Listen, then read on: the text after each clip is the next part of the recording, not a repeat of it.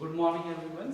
Today we have discussion about the acidic character of carboxylic acids according to their donating group and withdrawing group, resonance, inductive effect, etc.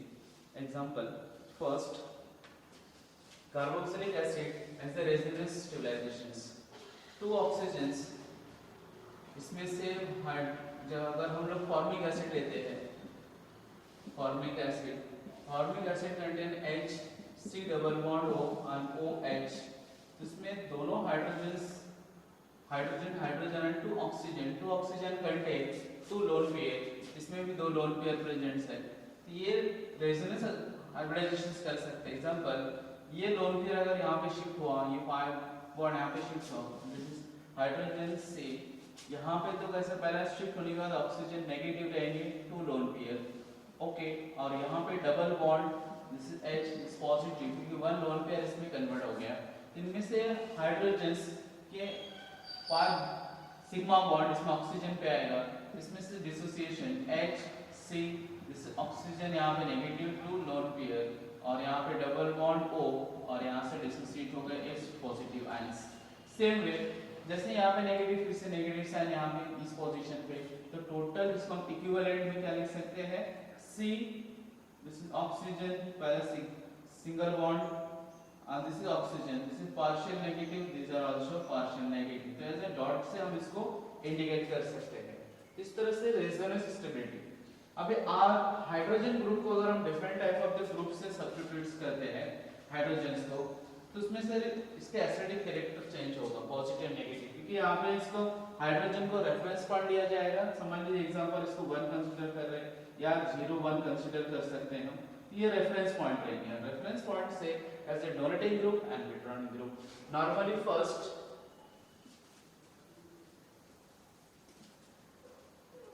हम अगर कोई भी acid लेते हैं, formic acids,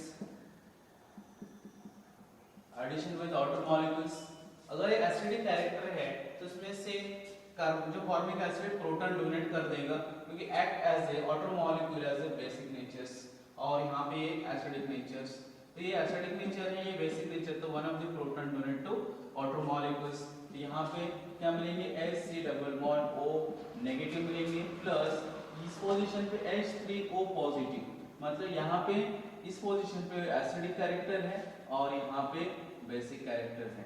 तो यहाँ पे आउटर मॉलिक्यूल में carboxylic acids as a formic acid dissociate हो रहा है, डिसोसिएट होके क्या बन रहा है, इसमें से कार्बोक्सिलेट आयन, और यहाँ पे मिल रहा है अपने को हाइड्रोनियम्स, आउटर मॉलिक्यूल्स। तो इसमें से क्या शो होता है कि ये एसिडिक नेचर से। नेक्स्ट, इसमें acidic state depend on less than the mineral acids. यहाँ पे जो एसिड है carboxylic acid is a less acidic nature as compared to the mineral acids, and strength of this depend on the ionizations. कोई भी acid का हम क्या देखते हैं कि अगर वो कितनी एसिडिक है तो इस पे ionization as a dissociation constant, क्या देखते हैं इसमें, डिसोसिएशन कांस्टेंट, और एक्जेक्टली डिसोसिएशन कांस्टेंट के ए एज इक्विलिब्रियम्स में हम फाइंड करेंगे।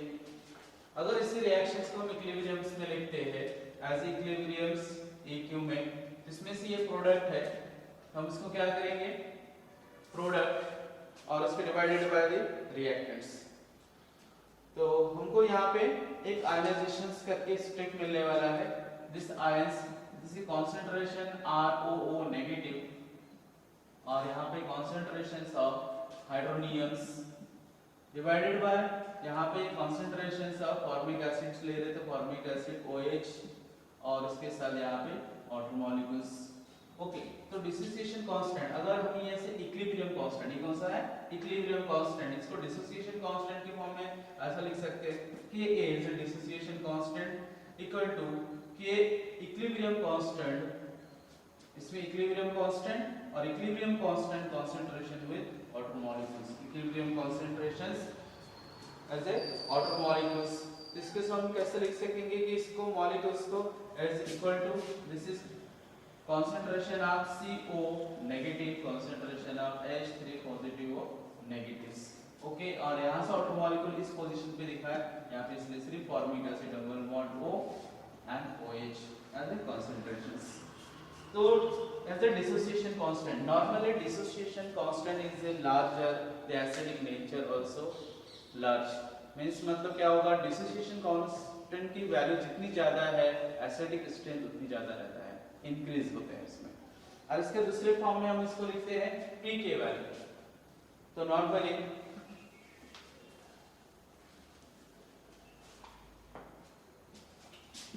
pKa it is a negative log of hydrogen ion concentrations। तो यहाँ पे नेगेटिव लॉग ऑफ pK, उसमें dissociation constant as a negative, इससे एग्जैक्टली ऑपोजिट है। pK वैल्यू जितनी smaller pK value will be larger acidic nature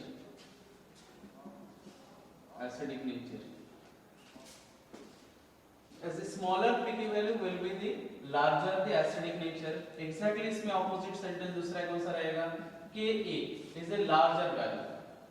अगर Ka larger value है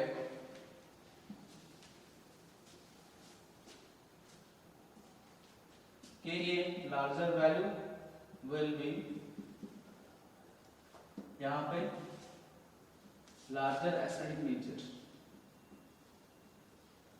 इसका ऑपोजिट में अगर K वैल्यू जितनी ज्यादा स्मॉल होगा उसका एसिडिक नेचर भी उतना क्या रहेगा, स्मॉल रहेगा, अनकम। तो इसके हिसाब से हमने क्या देखा, डिसोसिएशन कांस्टेंट। कोई भी एसिडिक का हम लोग कैसे देखते हैं, डिसोसिएशन कांस्टेंट की जो प्रोटॉन कितनी इजीली यहां से रिमूव होगा।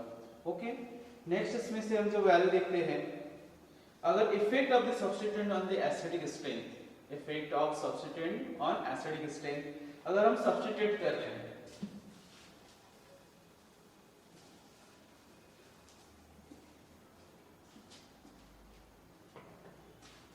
सब्स्टिट्यूशंस में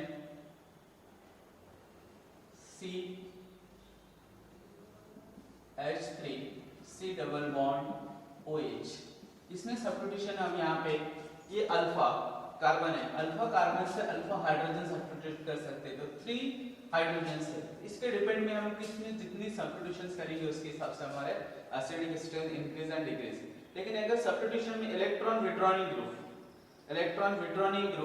increase the stabilization, electron withdrawing group में अगर सीक्वेंस में CF3 ये मॉलिक्यूल्स इज ए हाईली, इसके बाद NO2 electron withdrawing group, cyanides electron withdrawing group, fluorine, उसके बाद क्लोरीन, इसके बाद ब्रोमीन और यहाँ पे आयोडीन, और इसके बाद अगर हम फिनिल ग्रुप ले सकते हैं, इसे इलेक्ट्रॉन विड्रॉइंग ग्रुप। तो इलेक्ट्रॉन विड्रॉइंग ग्रुप शॉर्ट में लिखा जाता है EWG, is electron withdrawing group.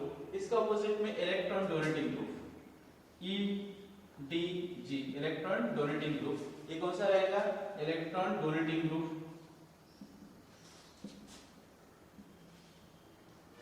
And this is electron withdrawing group. Electron withdrawing group अगर इस पोजीशंस में प्रेजेंट है, electron withdrawing group present on alpha beta gamma जो भी पोजीशंस में है उसके हिसाब से अगर प्रेजेंट्स है CH3 की जगह पे आपने सब्स्टिट्यूशन CH3 तो will be increase acidic nature of carboxylic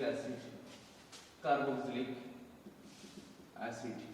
simple है, इनमें से कोई भी एक ग्रुप अगर इसमें से प्रेजेंट है तो अगर इस सीक्वेंस में हम कैसे देखते हैं, ये वाला सीक्वेंस में मेरे one of the hydrogen replace करो CH2 इस position CF3, it is a more acidic as compared to nitro, NO2 फिर CH2 C double bond O and OH। इस तरह से हम लोग जो भी ग्रुप सीक्वेंस में लेंगे इसमें एसिडिक स्ट्रेंथ क्या हो रहा है, इंक्रीज।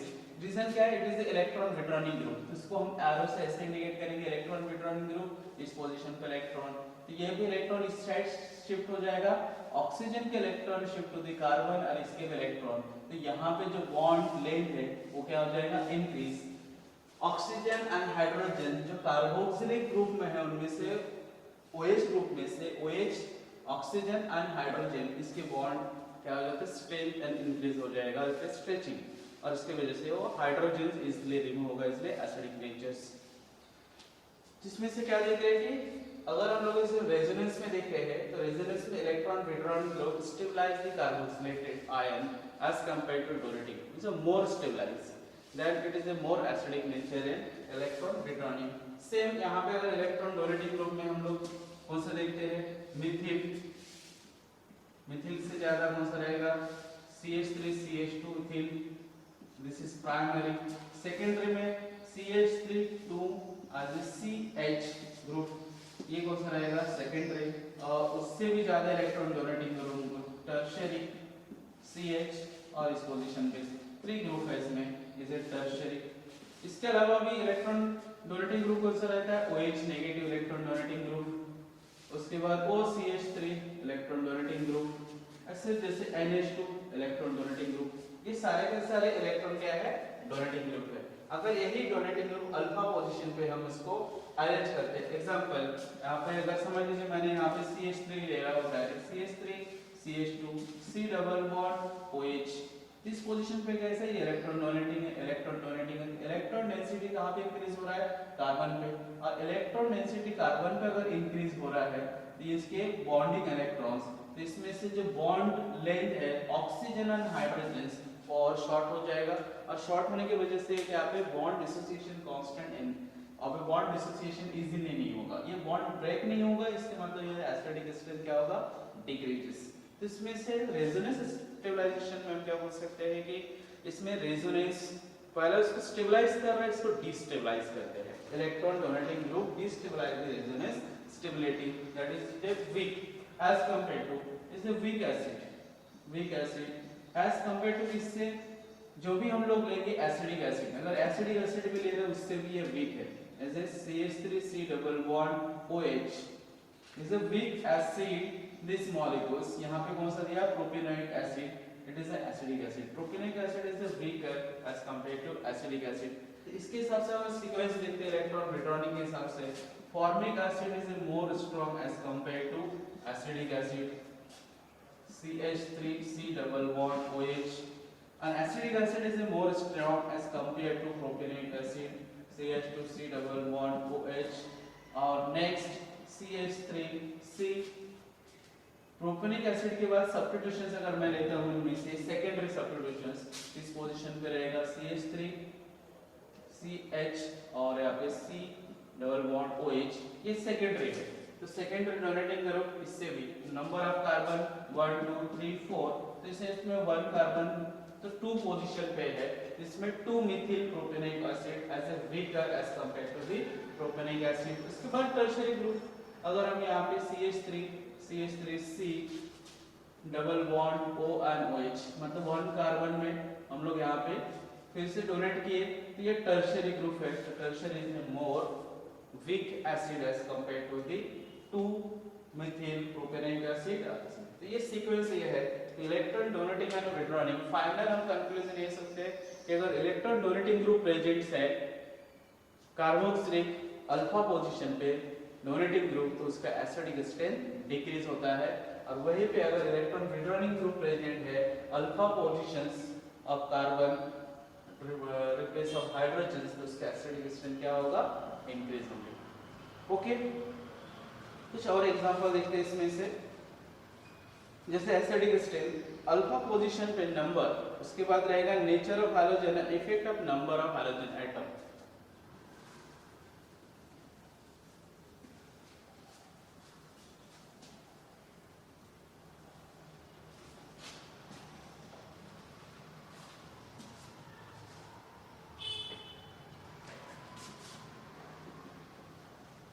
Effect of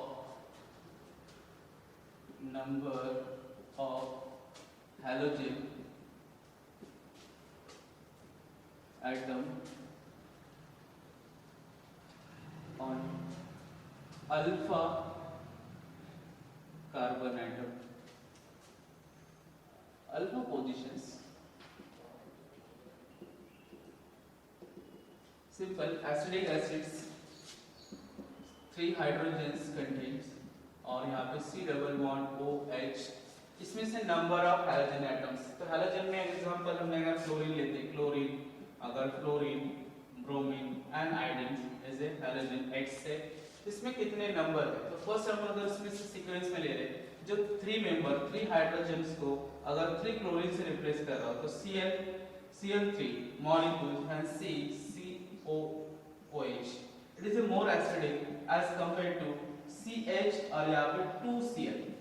इसमें से 3 एटम है, 3 हाइड्रोजन एटम से 3 हाइड्रोजन एटम को हमने सब्स्टिट्यूशन कर दिए. इसको हम अगर स्ट्रक्चर में लिखेंगे जैसे क्लोरीन और ये क्लोरीन 3 है और इसको इस तरह से स्ट्रक्चर में लिखेंगे तो C one of the hydrogen Cl. It is a more acidic compared to the 2 halogen substitutions acidic group. OH. Next, 1 chlorines and 2 hydrogens is a more acidic as compared to OH. It is a more acidic और ये भी more acidic होते as compared to हम लोग CH3. एक भी substitution नहीं रहेगा इसमें. It is a acidic acid. तो हम लोग क्या देख रहे हैं कि अगर नंबर ऑफ अल्फा पोजीशन में हमने सब्स्टिट्यूशंस कर रहे हैं number of halogen atom, the number of halogen atom also depend on the acidic strength.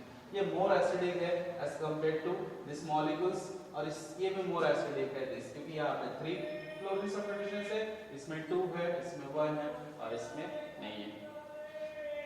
Next अगर इसमें पोजीशंस भी इंपॉर्टेंट अगर अल्फा बीटा गामा अगर 1 मोनो सब्स्टिट्यूशंस है एंड अल्फा बीटा गामा ऐसे है तो भी alpha is a more acidic nature as compared to beta और गामा. जैसे एग्जांपल में लेते हैं इस सीक्वेंस में लेते हैं CH3 CH2 और यहाँ पे फिर से अनदर CH2 COH. इसमें एक भी सब्स्टिट्यूशंस नहीं है. अगर ये पोजीशन दिस इज अल्फा, ये बीटा और गामा पोजीशंस. नेक्स्ट इससे ज्यादा ये कैसे कोई भी हैलोजन सब्स्टिट्यूशन नहीं, मगर गामा हैलोजन में 1 सब्स्टिट्यूशन कर रहा हूं CH2 और इस पोजीशन पे Cl और उसके बाद यहाँ पे कौन सा रहेगा CH2 जैसे acidic group C double bond OH. इस पोजीशन से कौन सा आ रहा है ये गामा पोजीशंस, ये कौन सा रहेंगे गामा पोजीशन. इसलिए less acidic nature as compared to same वही रहेंगे. इसमें मैं CH3 CH अब इसमें से कौन सा पोजीशन बीटा पोजीशन पे मैंने 1 Cl और यहाँ पे CH2 as acidic conditions. Okay.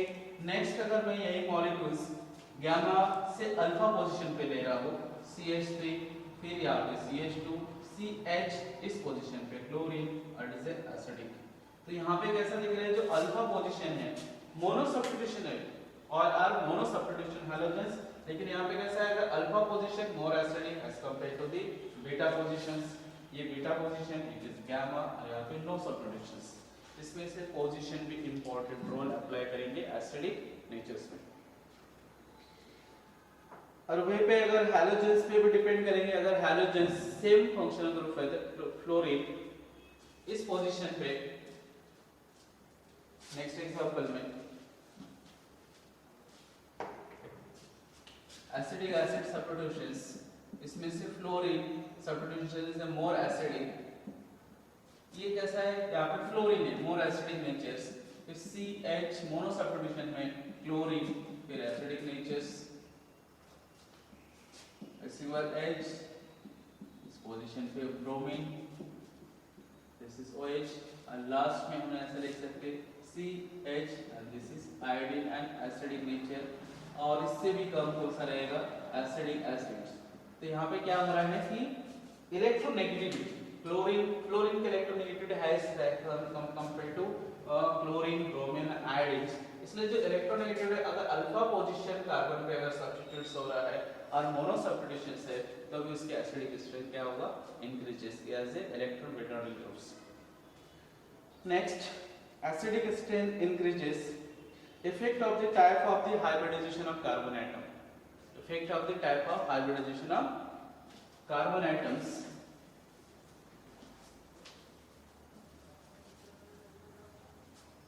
Hybridizations. sp3 से more acidic nature रहता है sp2 और उससे more रहेगा sp.